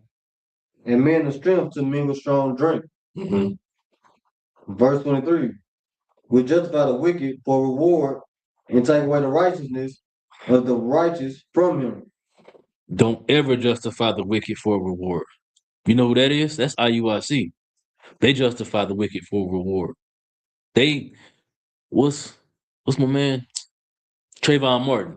When Trayvon Martin got unalived by George Zimmerman, they said it was his fault. They justify the wicked for why? For reward. It ain't no secret that IUIC is taking payouts somewhere, somehow, some way. They plugged in with the fuzz. Everybody know it. The only people that don't believe it is the fools that's there. It's black and white obvious. They having cookouts on Christmas, calling it Yahweh Day, and they got them there at the school behind the building. They got the police at the cookout on the grill with them. But Trayvon Martin is wrong for resisting a not police officer white man. He's wrong. That verse talking about them flat out. Keep going. Come. Verse 24. Therefore, as the fire devours the stubble, and the flame consumeth the chaff, so their root shall be as rottenness, and their blossom shall go up as dust, because they have cast away the law of the Lord of hosts, and despised the word of the Holy One of Israel. You see? Because of our desire to serve the oppressor, to prove that we love our oppressor more than the Most High. It don't matter how great you are. It said that your blossom is going to be go up into dust. You know what a blossom is? That's when a flower grows to its fullest and it opens up, and now you can see how beautiful it is. The Lord said He's going to blow that up into dust. Because it don't matter how great your glory in this world is that you got from your oppressor. You didn't serve the Most High. You forsake the law, statutes, and commandments. You did what you wanted to do and not what you was ordered to do. So what did He do? He tore it down. He destroyed it. Read that verse again. Come. Verse 24. Therefore is fire devout the stubble, and the flame consumes the chaff, so their roots shall be as rottenness, and their blossoms shall go up as dust, because they have cast away the law of the Lord of hosts.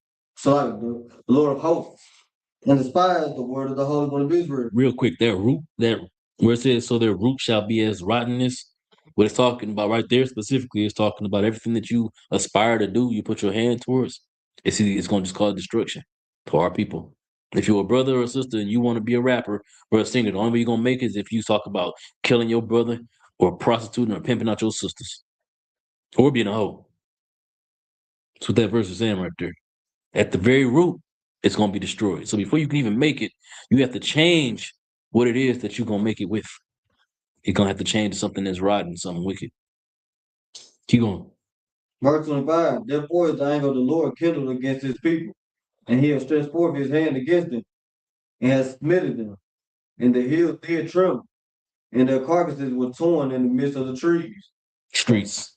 So like in the midst of the streets. For all this, His anger is not turned away, but His hand is stretched out still. Y'all see everything that's happened to us, that's happening to us in this captivity, in this oppression. There ain't no excuse for it. It's our fault because we made a covenant with the Lord, but we don't uphold it. We don't keep it.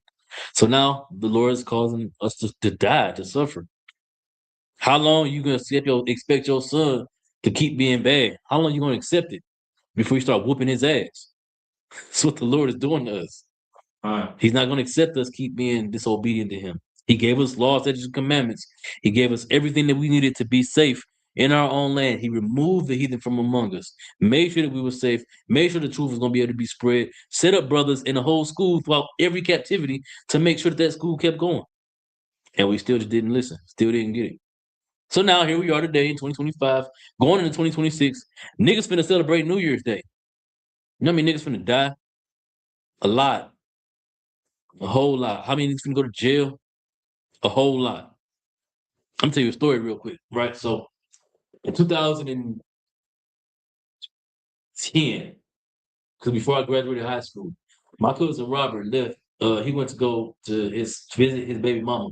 His baby mama was still living in his house. They married, right, with his kids, but they weren't together no more. So he went to the house on New Year's at like 2:00 in the morning to go and see his babies. And she told him that you can't come in. I got company. At 2:00 in the morning, you know what kind of company she had. Huh? What's about to say? So like, you know what kind of company she had, though. You know what I'm saying? And so Robert, my cousin, he got upset. He pushed the door in, whatever. Dude ran upstairs, went in the safe, and got my cousin's baby mama gun and gave it to her. She threatened him, told me to get out the house. He pushed her, took the gun, put the kids in the bathroom, and then shot both of them in the head. The babies came out the bathroom, walked by the bodies, freaking the hell out. We had to go through therapy and some more stuff. And now he's in prison. But all this comes from the fact that he wanted to see his babies win on New Year's Day. He just had to. And so because he couldn't, because she told him no, if he would have came hours later or hours earlier, he probably could have seen his kids. But he came when she had company over. So she told him no. And he killed them. He killed her and him. You know what I'm saying? That's us being killed in the streets, man. The Lord sees that all these holidays coming up that we want to serve and worship and make excuses to break His laws for. So He's gonna make us suffer the most during these times because we love it more than Him. Right. I said I wasn't gonna read this whole chapter. It's 8:30. We're gonna go ahead and stop here. Uh, do anybody got any questions in the chat? If you got them, put them in now. I'll answer them. Does anybody in the classroom got a question? Yeah, come on. Good. It's in Titus, the second chapter. Let's go to Titus.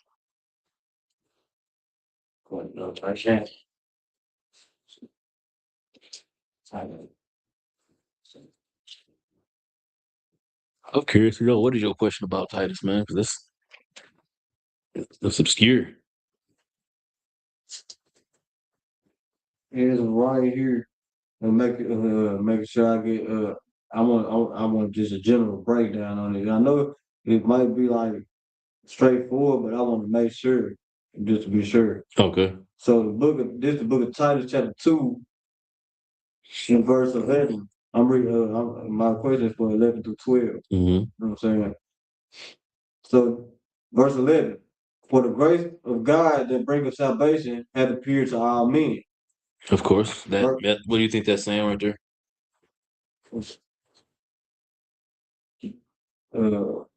Like Is that for everybody on earth? All people?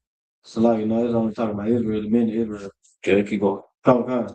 Verse 12, teaching us that undenying ungodliness and worldly lusts, we should live soberly, righteously, and godly in this present world. What do you think that's saying? So really my question for this is like, say I'm breaking it down like to, let's say like a young brother or one of my younger siblings, or even like say I have a son that just grow later, and it's like I'm explaining to them why I'm raising them a certain way, or why like you just have to do this. How would I actually break this down to where they just understand it? Basically, my question. That's why I just wanted a general breakdown, because it's like, I see what you're saying. So you get what I'm saying? yeah, so verse 11, it says, for the grace of God that bringeth salvation hath appeared to all men, meaning it appeared to all men of Israel, right? And it teaches us that denying the ungodliness and the worldly lusts, so everything denying your flesh, the things that the world will have your flesh have, like celebrating Christmas, celebrating birthdays, all the things that come with raising children that they gonna want to do that's unlawful. It says that we should live soberly, righteously, and godly in this present world. Meaning that after we know that they're gonna want to celebrate these things, we know they're gonna want to do all these things, and we have to stand firm against letting them do these things. And only in doing that will we live soberly, righteously, and godly in this present world. We're gonna be a light. What's the scripture say? Don't put your candle under the bed. Okay. You're gonna be that candle that's not under the bed. You're the candle that's under the bed, though. You're still a light. You're still bright, but you're under the bed. Nobody can see it. But if you choose to let your children be your oppressor, we don't care that it's their birthday. We don't care that it's their first. We don't care if it's their first day of school. We don't care if it's their birthday. We don't care if it's their first Christmas or the 30th Christmas. We don't care if it's Valentine's Day. We don't care if it's Mother's Day, Father's Day. We don't care about none of that crap. For all my brothers and sisters that listen from Detroit, if you are, we don't care about Sweetie's Day. It don't mean nothing. Feel like to shine though, to not be under the bed, you gotta live soberly. Meaning you can't be taken by doctrines and crap making excuses. You gotta live righteously, meaning follow the law, statutes, commandments, and godly, which is the same thing, following the law, statutes, commandments in this present world. Come. Okay, so like if I could, because I did get that answer because I was curious about that, but dang, I ended up going to the wrong scripture, because the actual scripture when I was talking about like when I was referring to like younger brothers, it was like where it started at 6. Read it. It said, young men verse 6, young men likewise exhort to be sober minded. Then verse 7 it said, in all things showing thyself a pattern of good works, and doctrine showing uncorruptness, gravity, sincerity. So when it says gravity and sincerity, like what is it saying? In that sincerity, it's said because the gravity part, like I can probably like piece together the sincerity part, but gravity and then sincerity next to each other, like what exactly would I be breaking down to them in that sense? Because like what if they hit me with what would gravity look like? You get what I'm saying? Do you know what gravity look like? I'm like, shoot, I don't know the scientific matter. I ain't never No. used outside. When that verse, what do you think that gravity looks like? You know how you know what gravity? You know what gravity looks like. You ever heard General Muhammad say something that was super, super deep, and you say that's heavy? Yeah, That's the gravity. Okay, come. And then the sincerity is us in the school, bro. It's us getting up and going to Harlem. We was talking about it earlier. We went to Harlem to feed them, bro. We don't know them niggas. You know what I'm saying? Okay. It was cold as hell out there. Okay. But we made it our business to make sure that we gathered our resources and we went up there to support our Latino brothers and sisters. Right? Come. The brothers in the Acuna did the same thing. Made their business to gather their resources so that we can go and support those brothers and sisters. That's the sincerity. The reason why we do it, because it's sincere. We really love our people. Come. It ain't just saying it just to say it on this camera in this building, you know, in this school, you know, get people in here so they can pay camp funds and rent. It's because we really want to help fix our people. Really love our people. It's sincerity. Come. Did that answer all your question? Come, and then just to finish it off, if I could. Go ahead. In verse 8, where it says sound speech that cannot be condemned, because I understand it's talking about like what is the sound speech that can't be condemned? That's easy. Like they're just simply so they're like we teaching our sons to always speak strong. No. Okay, so I was looking at it wrong. I knew I was the sound speech that can't be condemned is easy. What is that?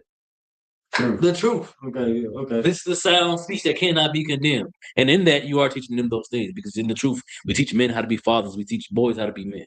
Okay. So in the truth, you are right. But the truth is the sound speech that can't be condemned. Keep going. That makes sense now. That he that is of the contrary part may be ashamed. You see, it should be. It's a damn shame if you don't know. If in 2025, if you still out here eating pork, it's a damn shame, bro. You should be ashamed of yourself. The women barely even eating pork, shrimp, crab, and lobster anymore. So you really should be ashamed of yourself. You say, "I'm gonna cook these crab legs." You fucking excuse my language. You alternative lifestyle man. What do you mean you gonna cook these pork, shrimp, crab, and lobster? What? You used to be doing. We do it for the bras. Listen. My rib will tell you, nigga, we take women to Benihana's. In Detroit, women go to Benihana's on Valentine's Day. If we ain't taking them there no more because they don't want to go there no more, why are we talking about crab legs and lobster for? At first, you was breaking the law because it was for your broad. Now you doing it just because you're weird, bro. Why? Why do you don't even like that crap? You know you'd rather have a slab of meat versus punk ass crab that you got to break open and then suck. Man, we don't get to all that, but you feel me? You feel what I'm saying? Like, come on, bro. Why are you doing this for? You ain't doing it for the. You're not doing it for the host. You're not.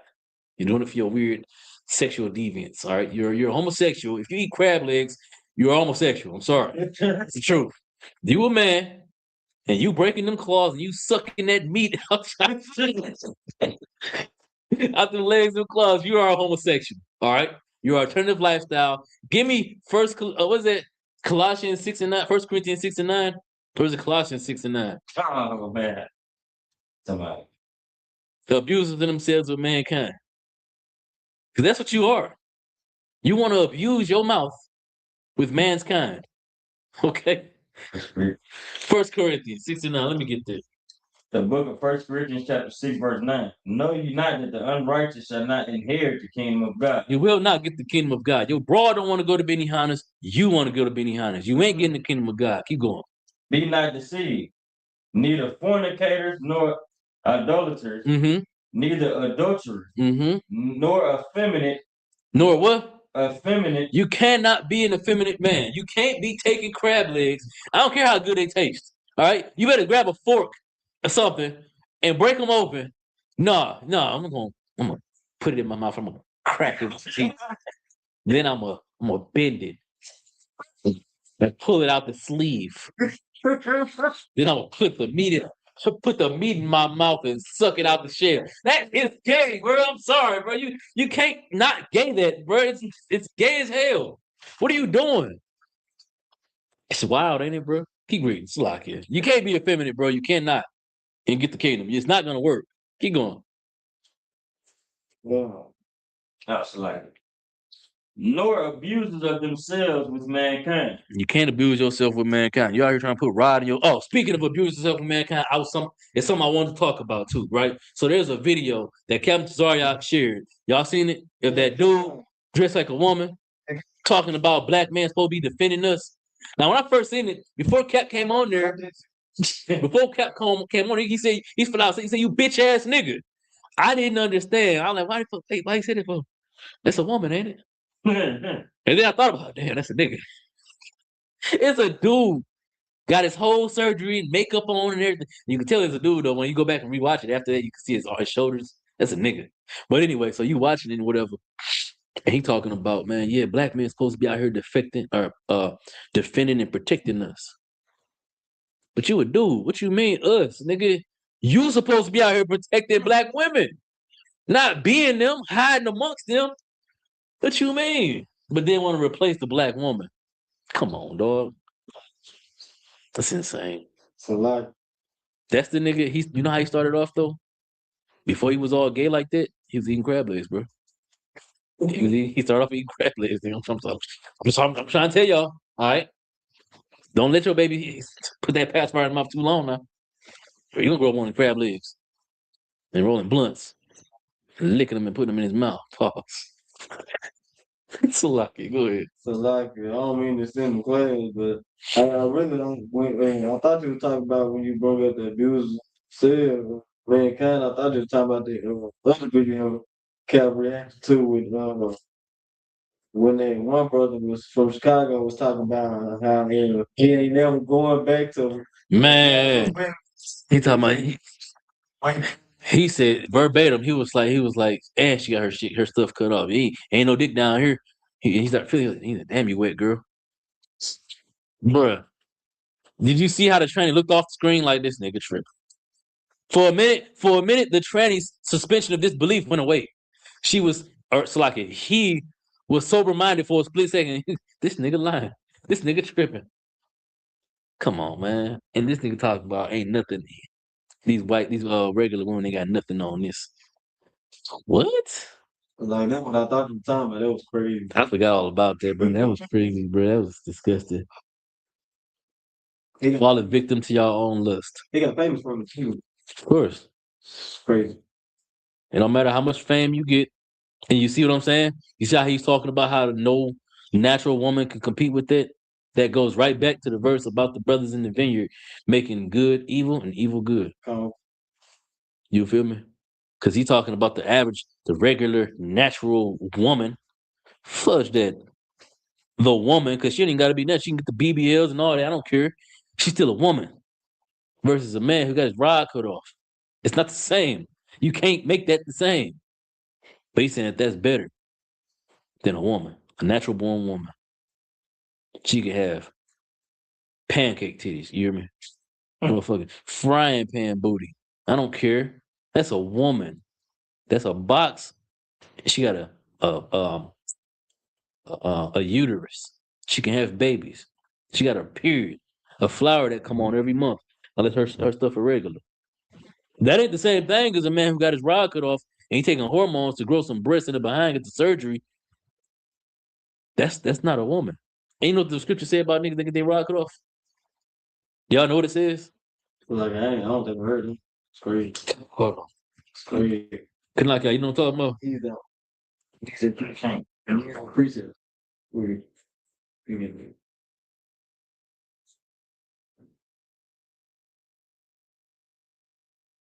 Give me Deuteronomy chapter 27.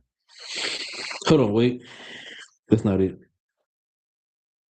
That's not it. Damn. Hold on. Wait a minute.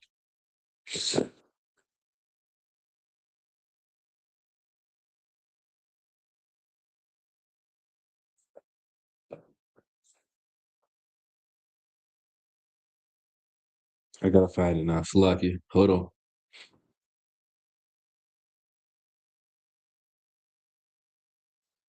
Give me Deuteronomy chapter 23 and verse 1.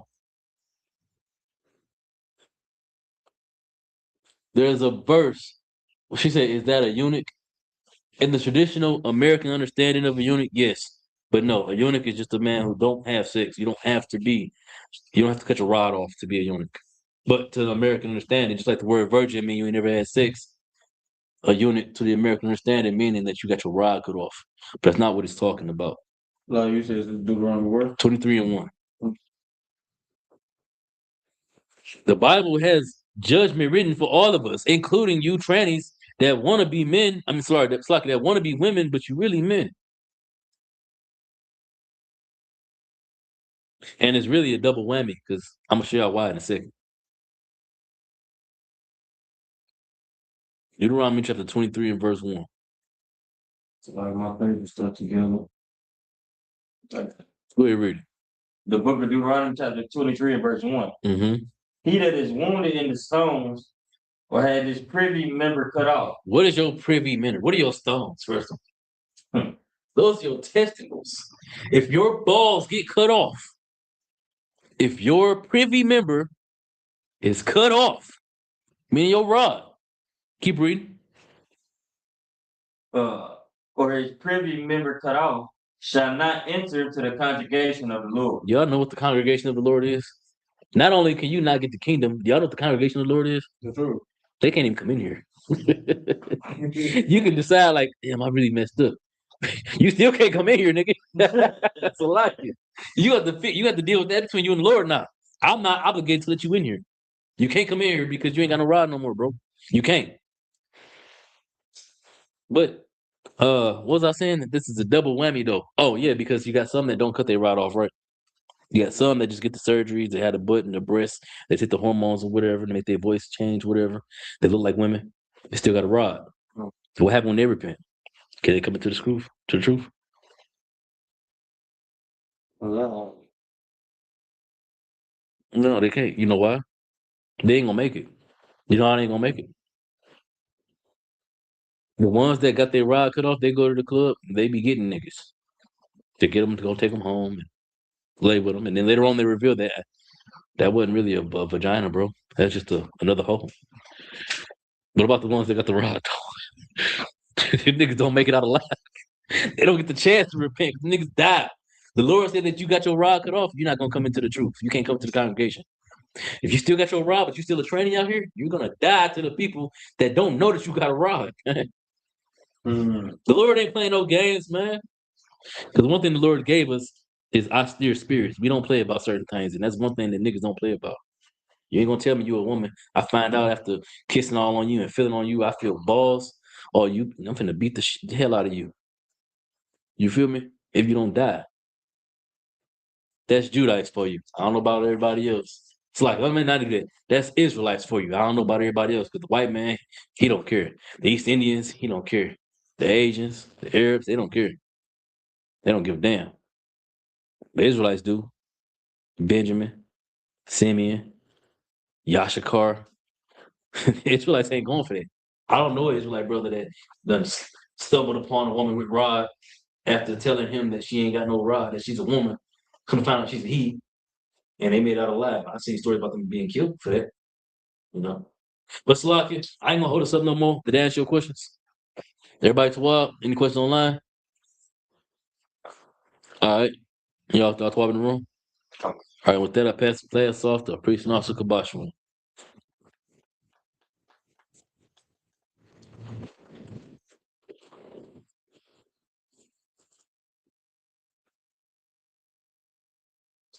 If I could, if I still have a if I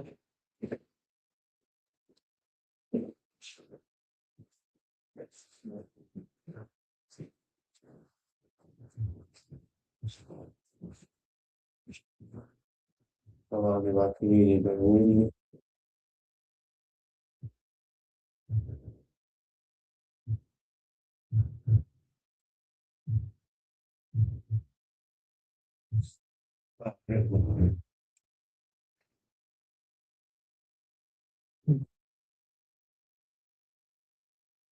The ISWBK security now.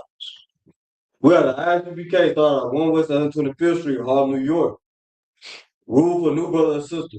When a new brother or sister comes to the school, they are off limits for 6 months. They are to be saluted only. They are here to shed themselves of the world. If they need transportation, the teacher will arrange it. After 6 months, if a brother or sister has an interest in a particular person, he or she must get permission from the head to speak to a brother or a sister. There is another 6 months in which the brother and sister will court each other. After the 6 months period, brothers and sisters will get permission from the head to marry. Tithes, which is a commandment, found in Numbers chapter 18, verse 21, and Malachi chapter 3, verses 8 through 10, means tenth in the Hebrew, ma'ashri. 10% of every penny of any increase the Lord gives you. Give to Treasury Department or teacher priest fund. Free will offering for priests, not mandatory. Whatsoever amount you would like. A common holy convocation. Oh, Slakia. Purim, but I don't know what day. Slakia. To be announced. Feast of Purim to be announced. All right. Slakia. Okay, yeah, I remember. If anyone wants to be a trooper in school, to start wearing all black boots, shirt, pants, headband, or war scarf. And with that, men of Israel, Major. All right, men of Israel, we're gonna give one curse to Lou. Amazon, Amazon Barak, Amazon, Barak. Yeah, Yashmata, dismissed.